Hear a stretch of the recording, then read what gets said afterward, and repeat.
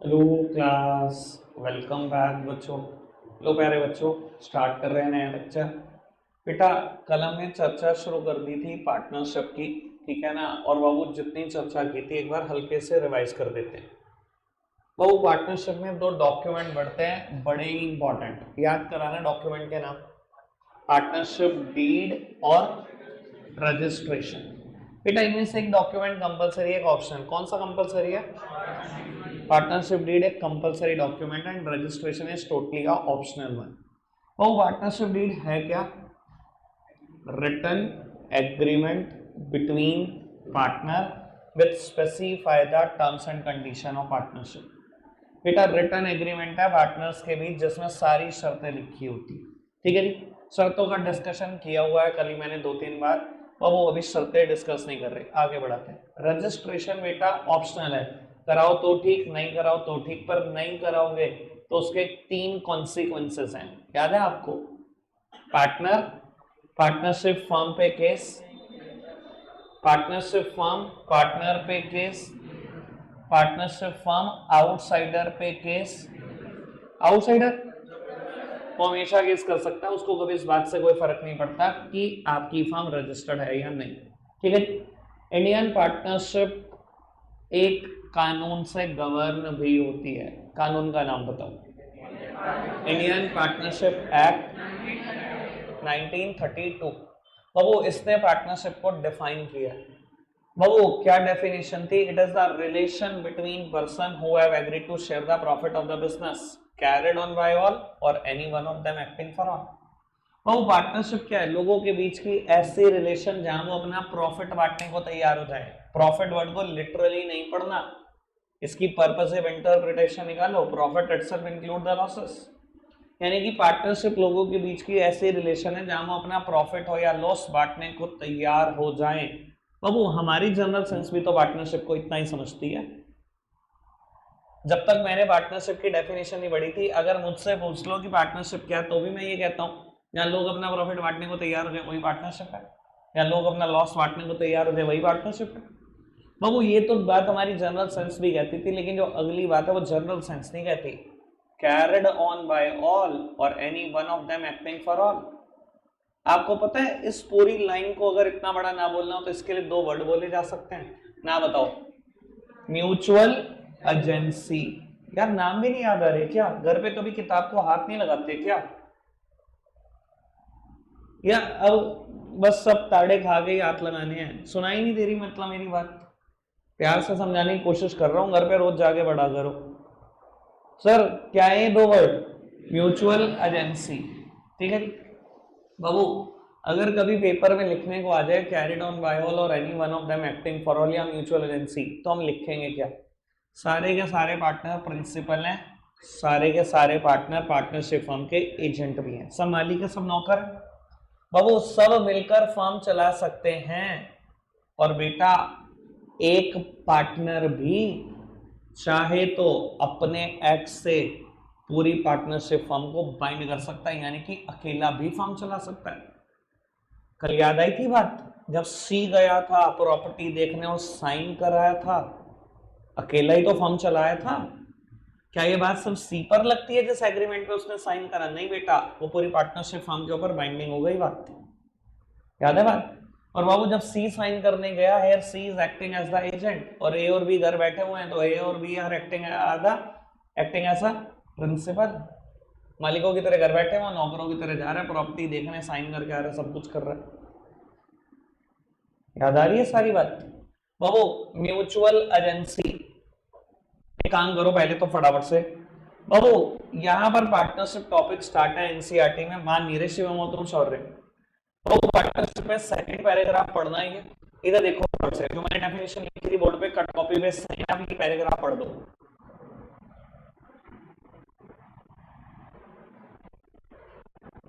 एक एक word same चिपका था, एक एक वर्ड डेफिनेशन है, no addition, no deletion, no modification.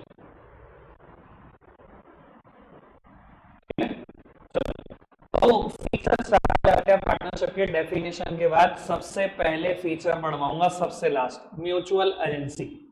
बेटा सब बच्चे म्यूचुअल एजेंसी फीचर पढ़ेंगे। पढ़ना क्लास में, बिल्कुल बोल सकते हो।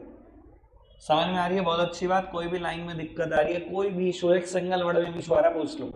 नहीं आ रहा कोई दिक्कत नहीं, बढ़ाते हैं बात को आगे। ठीक है जी, बढ़ाएं बात को आगे।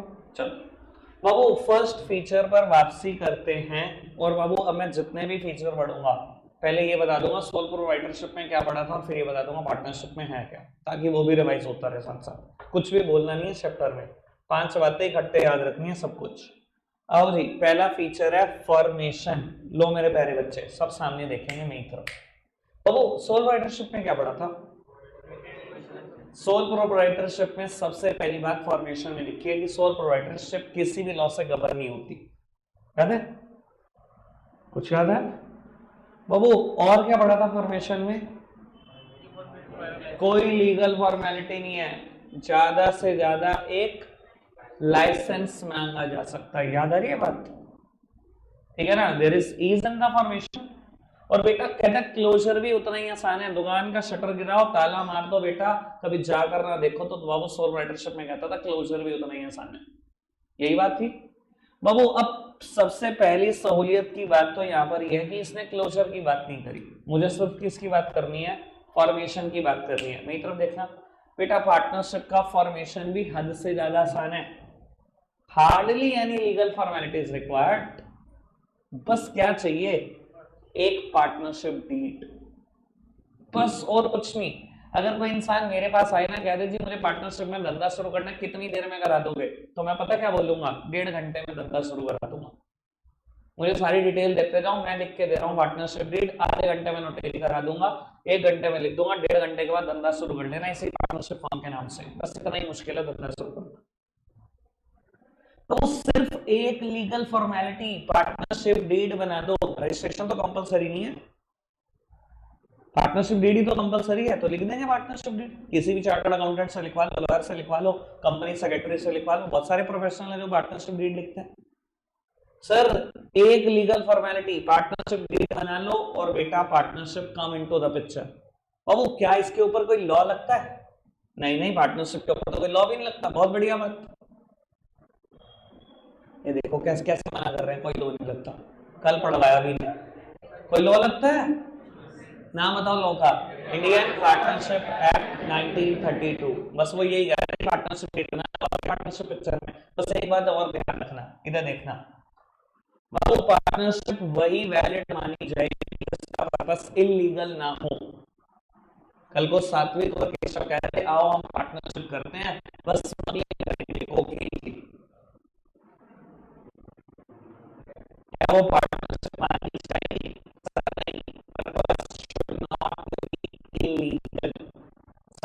दूसरी बात, कल को ये दोनों मिल जाए, क्या किसी चैरिटेबल पर्पस के लिए मिले, हम क्या करेंगे? हम मिल जाते हैं, अपनी जेब से पैसा डालेंगे, लोगों का भला करेंगे। भाई ये भी पार्टनरशिप नहीं है। क्यों? वो सबसे पहली बात याद करो, जब आप 11th क्लास में आए थे मैंने बिजनेस की डेफिनेशन पढ़ाई थी। बिजनेस वही चीज है बेटा जिसका मोटो प्रॉफिट कमाना है। प्रॉफिट हटा दोगे ना तो बिजनेस नहीं बचेगा, तो पार्टनरशिप भी नहीं बचेगी। मोटो प्रॉफिट कमाना होना चाहिए, चैरिटेबल नहीं। ना चैरिटेबल ना इलीगल, बस दूर रहना। क्लियर है बात? कोई दिक्कत कोई परेशानी तो नहीं? आओ प्यारे बच्चों पढ़ते हैं फटाफट से। गट फॉर्मेशन पढ़ना फटाफट से, स्पीड बढ़ाओ। एक कानून से गवर्न है, कानून का नाम लिखा है इंडियन पार्टनरशिप एक्ट 1932। आओ पढ़ना। कहता है it comes into existence through a legal agreement. Partnership existence में आती है लीगल एग्रीमेंट के थ्रू। सबको पता है उस एग्रीमेंट का नाम क्या है? ये बेचारे बोल नहीं सकते ना, क्योंकि पार्टनरशिप डीड पढ़ाई नहीं, मेरा पढ़ाने का सीक्वेंस अलग है। ये भी एग्रीमेंट का नाम नहीं लिख सकते, क्या है? क्योंकि एनसीईआरटी का तो अलग सीक्वेंस है, मेरा हमेशा ही अलग सीक्वेंस है कराने का। ठीक है जी। बाबू कहता है पार्टनरशिप एग्जिस्टेंस में आती है लीगल एग्रीमेंट के बाद। उस लीगल एग्रीमेंट में क्या लिखा होता है? कहता है टर्म्स एंड कंडीशन लिखी होती हैं, पार्टनर के बीच की सारी रिलेशन लिखी होती हैं, ये तक लिखा होता है प्रॉफिट लॉस कैसे बटेगा, पीएसआर। भैया हमें सब पता है। और ये भी लिखा होता है कि क्या बिजनेस करेंगे, भैया हमें सब पता है। यानी कि घूम फिर के एक ही बात है ना, पार्टनरशिप डीड बना लो, पार्टनरशिप पिक्चर में आ गई, हो गया पार्टनरशिप का फॉर्मेशन, सिंपल सिंपल भाषा में। ठीक है जी, आगे बढ़ना, ये लाइनें पढ़ना मैं पढ़ा चुका हूं, फटाफट से पढ़ो।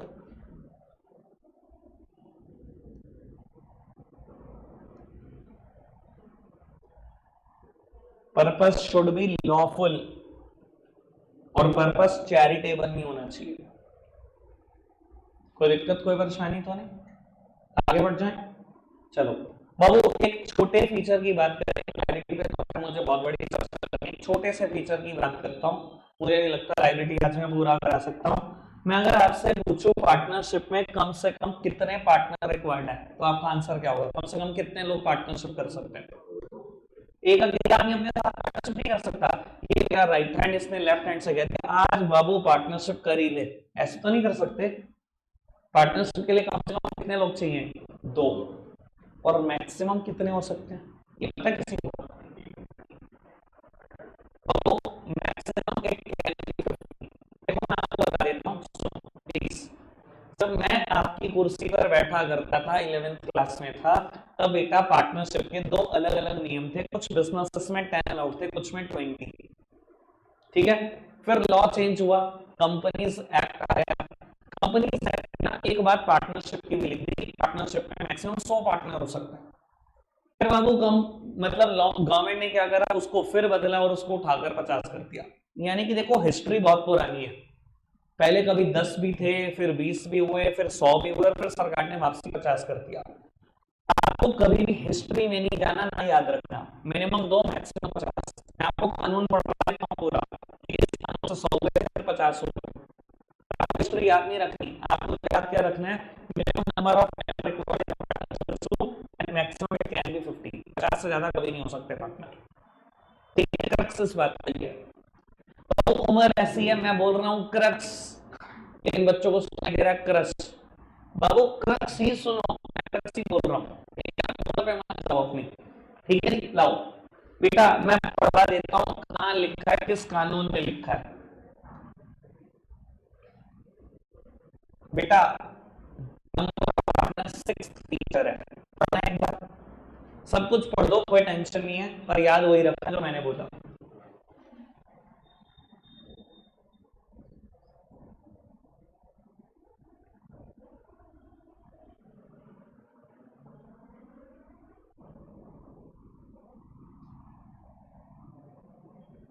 ऐसे याद नहीं रखना, ना आपको सेक्शन याद रखने, कुछ नहीं। ठीक है, मिनिमम नंबर ऑफ पार्टनर किसी पार्टनरशिप फर्म में हो सकते हैं and maximum it can be 50। कोई दिक्कत कोई परेशानी तो नहीं? चलो जी बाबू, अब मैं देख लेता हूं एक आध फीचर कोई आसान सा, ताकि टेंशन कम बने। आओ जी, बहुत ही आसान मिल गया मुझे फीचर, रिस्क बियरिंग। मेरी तरफ देखना है मेरे बच्चों। बाबू क्या ये फीचर हमने सोल प्रोप्राइटरशिप में भी पढ़ा था? 3rd नंबर पर, sole risk bearer and profit recipient. ठीक है ना, जिसको ये हेडिंग याद नहीं आ रही समझ लो, बस कुछ नहीं याद करा उसने, क्योंकि मैंने तो करने को दे दिया।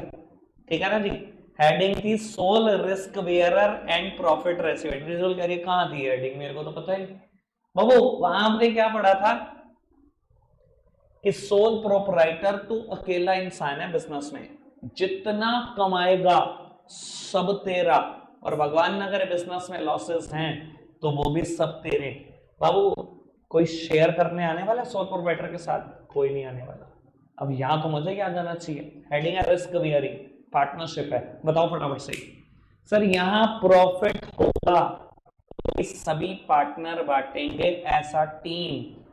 किस रेशो में बांटेंगे?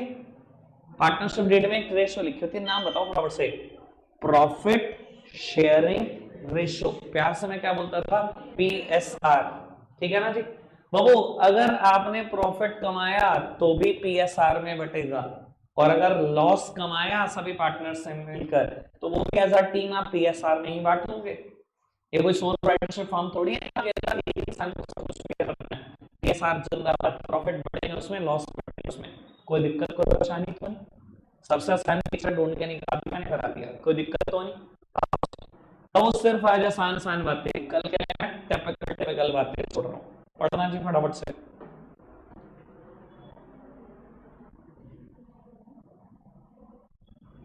ये जो एग्रीड रेशो वर्ड लिखा है, समझदार को इशारा काफी, रेशो ही पीएसआर होती है, उसका टेक्निकल नाम, ठीक है ना जी। कल जब मैंने पीएसआर वर्ड पे थोड़ा सा एनालिसिस किया था तो मैंने एक बात बोली थी, बेटा वर्ड लिखा है प्रॉफिट शेयरिंग रेशो, कंफ्यूज मत हो जाना कि सब प्रॉफिट ही बटेगा, लॉस होगा तो भी इसी रेशो में बटेगा। तो अब उसने भी बात क्लियर करी, कहता है however they also share losses in the same ratio, loss हुए तो उसी सेम रेशो में बटेंगे जिसमें प्रॉफिट बट रहे हैं। कोई दिक्कत कोई परेशानी तो नहीं, समझ में आती है बात बाबू। लास्ट हेडिंग आज की, डिसीजन मेकिंग एंड कंट्रोल, वहां पर भी हेडिंग पढ़ी थी कि आपने डिसीजन मेकिंग एंड कंट्रोल, नहीं वहां हेडिंग का नाम कंट्रोल था। क्या पढ़ते थे, 100% decision lies in the hand of proprietor only, 100 के 100% डिसीजन किसके हैं, प्रोपराइटर के। बाबू प्रोपराइटर किसी के सजेशन सुन सकता है but is not bound by the suggestion of others, इसकी कोई इंटरफेरेंस नहीं सोल्व राइट कंट्रोल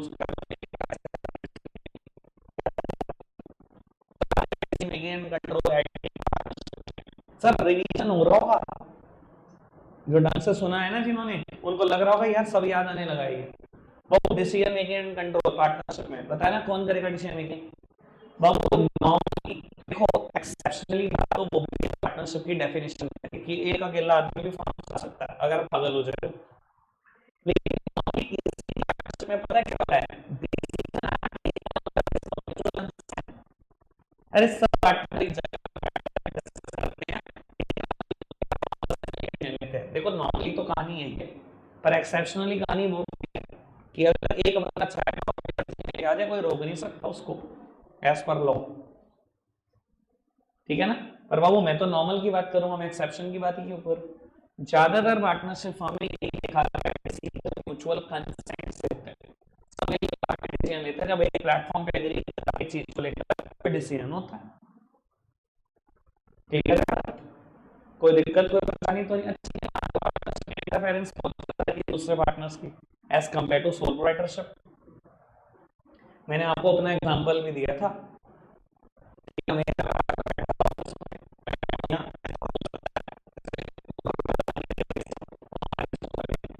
कॉल कर दी मैंने कहा भाई यार व्हाइट बोर्ड पे पढ़ा के बोर हो चुका हूं, उसने कहा क्या मैं 5 लाख रुपए करता है, कहता ना ना रुक जा भाई रुक जा, मैं बोल रहा मुड़ा क्या बात कर रहा है अभी बिल्कुल नहीं हो सकता है ओपिनियन हो जाए सर,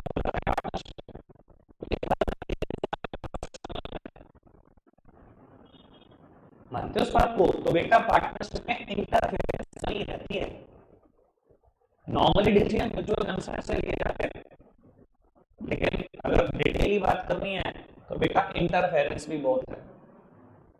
तो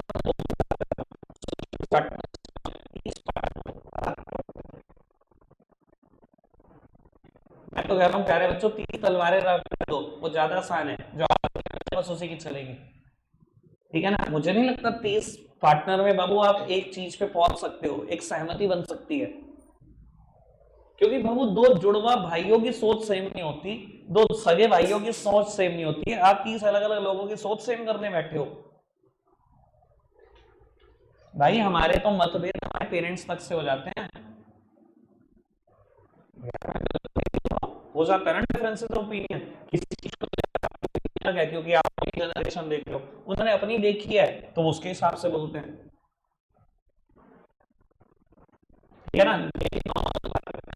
नॉर्मली डिसीजन कंसेंट पर होते हैं पार्टनरशिप, ठीक है ना। एक्सेप्शन के तौर पे मैंने बहुत सारी बातें बोली, ठीक है। फटाफट से